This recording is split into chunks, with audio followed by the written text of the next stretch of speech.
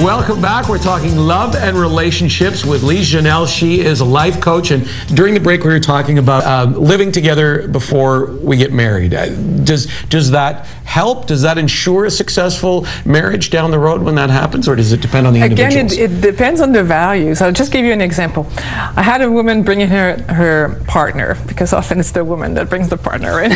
What a surprise. And he had actually moved from Holland to be with her in Toronto, but a year and a half later, we're still not living together. And she was getting upset. So doing the work with her, and that's what's beautiful to see in a relationship. We often point the finger at our partner when in a relationship it's always two people that benefit. So when I did the work with them, we realized that when I asked her if she was okay with him moving in with her, she was not, because when she was 7 years old, her big sister was sent back into her bedroom and took over her place. Oh. And when he was 7 years old, his twin brother had done the same thing. It gives you goosebumps. You really see when you do this work together, and it's like, I don't make it up. It's like they remember. It's like, oh yeah, this is true. This is what happens. So when How do you even dig that up? Well, through the work that I do. And the thing is does this come to them in the middle of a session that maybe they don't know why they're thinking this way, and then all of a sudden it kicks in and they remember? Because I do mind body work, I can be specific, and they remember. And they don't want to lose their independence. Exactly. So I worked this out, and they realized, oh, that's crazy. It's like my little sister. Now I love you and I want to live together with you. And a month later they moved in, and that's 2 years ago, and they're still quite happy together. But sometimes we have unconscious beliefs and patterns that have nothing to do with what's happening, and that's what makes us react. When the couple comes to see me and they're willing to be totally truthful and vulnerable to each other, the love, it gives you goosebumps. Like when they both found out about this, and you know, this big tension that was between them disappeared because she was half the equation, even though she was pointing the finger at him. She wanted it that way. I have a couple that came to see me. The woman was upset because she was making more money than her husband, and she felt that if she kept doing that, she would be emasculating him. So she brought him in to want to fix him. But then when we worked together, we discovered when she was young, her mom, once she got money, her husband, she left her husband, her father. Oh, okay. And when he was younger, when he made money, his parents took his money and kept the money for themselves. So he decided he didn't want to make that much money.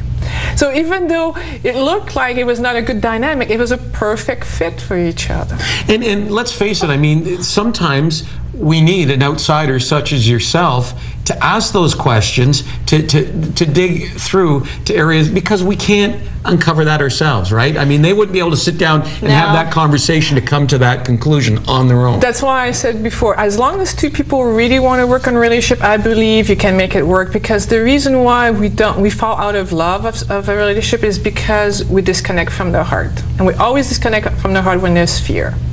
There's two types of fear. There's the conscious one, but also the unconscious one, which gets in the way. You know, and you've also said that usually it's the woman that brings the man, and so obviously women find it easier to do this than the men usually do. Yes, you're right. Are women more conscious of it, or well, women, we grew up, it was allowed for us to cry. You know, it's okay to have emotions. For a man, unless you're angry, any other emotion was not allowed. You were a wuss if you were crying or being afraid. So men learn to disconnect from the emotion and move into their head more, and they don't feel really equipped. And when they're with a woman who's so equipped to deal with emotions, they feel like, I'm not on par here. So they become defensive because they don't feel comfortable, they don't feel it as quickly, they can't communicate about it as well. And so it creates a gap, and it's very important for women to know that a man that wants to open and feel their emotion is vulnerable, and to be really, really aware of that. And something that's very important, if I can put this in here, because it's a big difference between the male and the female brain wiring. For a woman, we can use about 21,000 words in a day. For a man, it's 7,000. Oh, and so it's true, we do talk more. and women to process... Oh, it doesn't mean you know more words, it just means you use more words. Okay, good. And women to process their thought need to talk about it. A man to process his thought needs to be quiet and be able to think about it. That's why a man comes home and he wants to read the newspaper. And women are like... And then the woman gets upset because she wants to communicate with her honey. Oh my goodness. And the guy just wants to shut down and And it's so important for a woman. If you don't talk to her, you make her feel like you don't love her. Yes. And this needs to be known. If I can make that known, I'll have accomplished something really good. Thank you so much. Thanks a lot. All right, we'll be back to wrap up the show right after this.